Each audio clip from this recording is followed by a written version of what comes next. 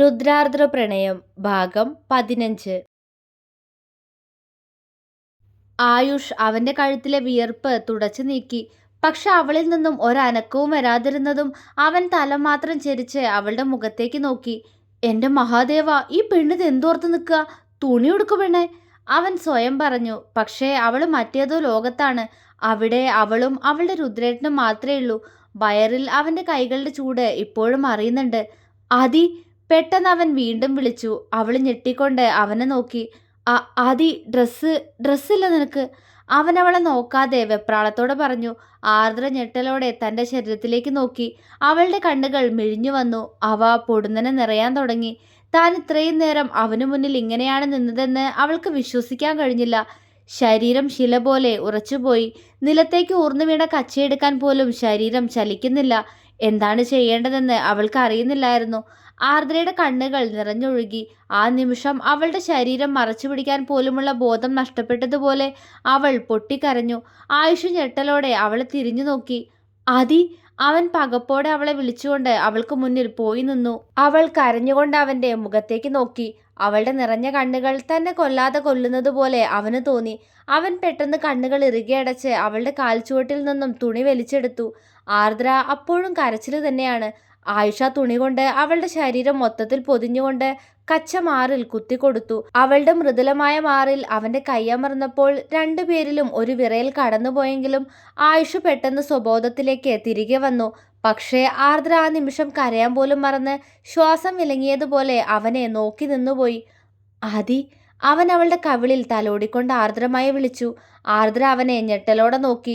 അവളുടെ കണ്ണുകൾ വീണ്ടും നിറഞ്ഞു. അവളുടെ നിറഞ്ഞ കണ്ണുകൾ തൻ്റെ നെഞ്ചിനെ പൊള്ളിക്കുന്നു എന്ന് തോന്നിയ നിമിഷം ആയുഷ് അവളെ അവൻ്റെ നെഞ്ചിലേക്ക് വലിച്ചിട്ട് ഇറുകെ പുണർന്നു.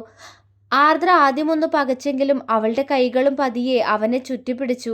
അവളുടെ കണ്ണുനീർ അവൻ്റെ നെഞ്ചിനെ നനച്ചു. ആദി, കരയില്ല പെണ്ണെ, അവൻ അവളുടെ തലയിൽ തലോടിക്കൊണ്ട് സ്നേഹത്തോടെ പറഞ്ഞു. പക്ഷെ അവന്റെ ആശ്വാസവാക്കുകൾ അവളിലെ സങ്കടം കൂട്ടുകയാണ് ചെയ്തത്. അവൾ അവന്റെ നെഞ്ചിൽ മുഖമമർത്തി കൊച്ചുകുട്ടികളെ പോലെ തേങ്ങിക്കരഞ്ഞു. അവൻ അവളെ ഒന്നുകൂടി ഇറുക്കി പിടിച്ചു. ആദി, കരയിലെ മോളെ, എന്തിനാ നീ ഇങ്ങനെ കരയുന്നേ?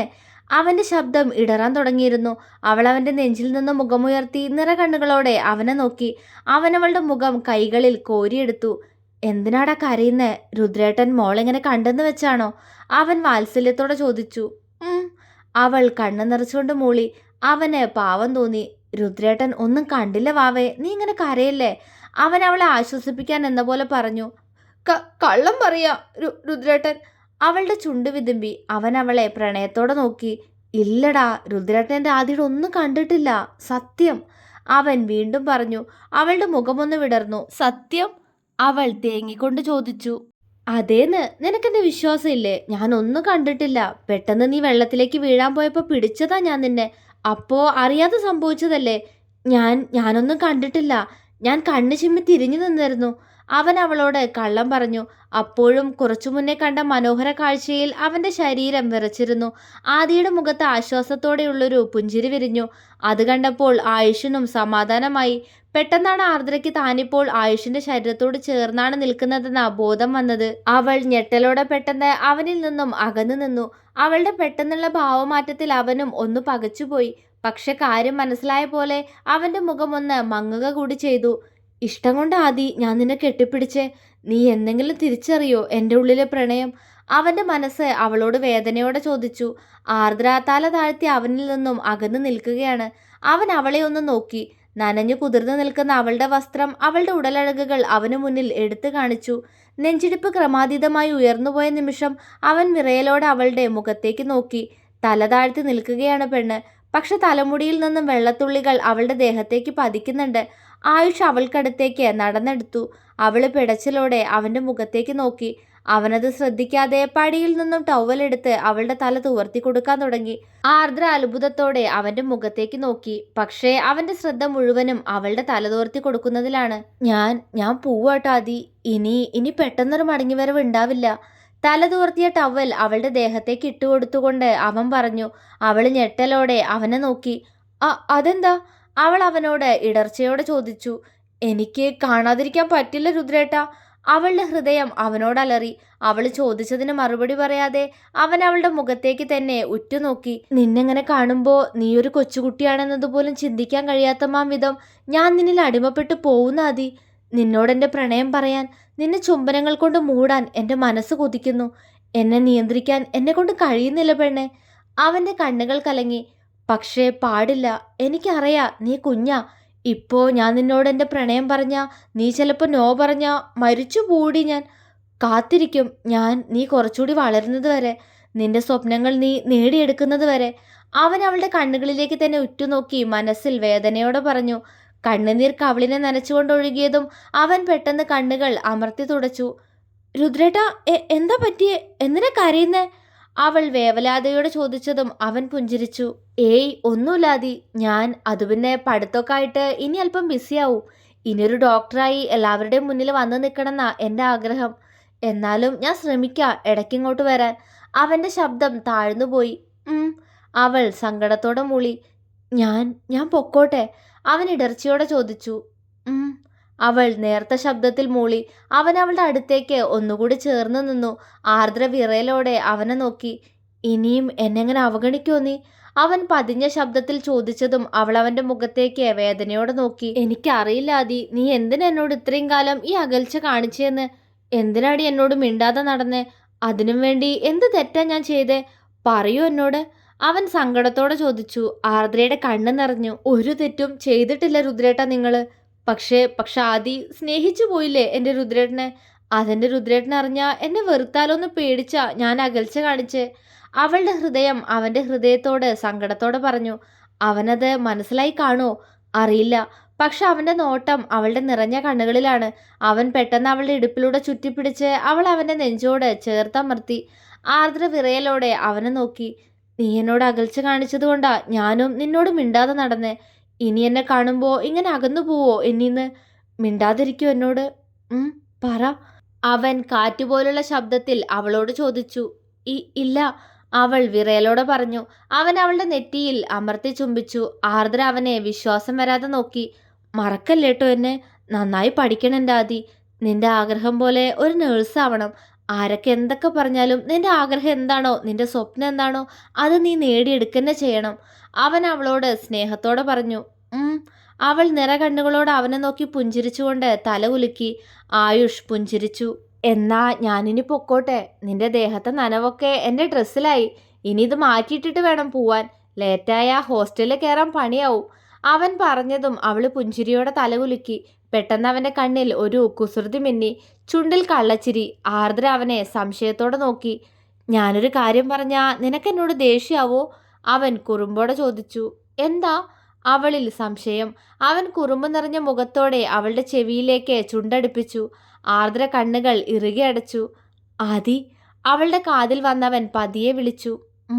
അവൾ കണ്ണു തുറക്കാതെ തന്നെ മൂളി. എൻ്റെ ആദി ഒത്തിരി സുന്ദരിയാട്ടോ. ഡ്രസ്സ് ഇട്ടിട്ട് കാണാനും സുന്ദരിയാ, ഡ്രസ്സ് ഇല്ലാതെ കാണാൻ അതിനേക്കാൾ സുന്ദരിയാ. അവൻ കുറുമ്പോടെ പറഞ്ഞുകൊണ്ട് അവളുടെ മുഖത്തേക്ക് നോക്കി. ആർദ്ര കണ്ണുകൾ വെട്ടി തുറന്ന് പകപ്പോടെ അവനെ നോക്കി. അവനിൽ അപ്പോഴും അതേ കള്ളച്ചിരിയാണ്. സത്യം, എന്തു ഭംഗിയാ നിന്നെ കാണാൻ.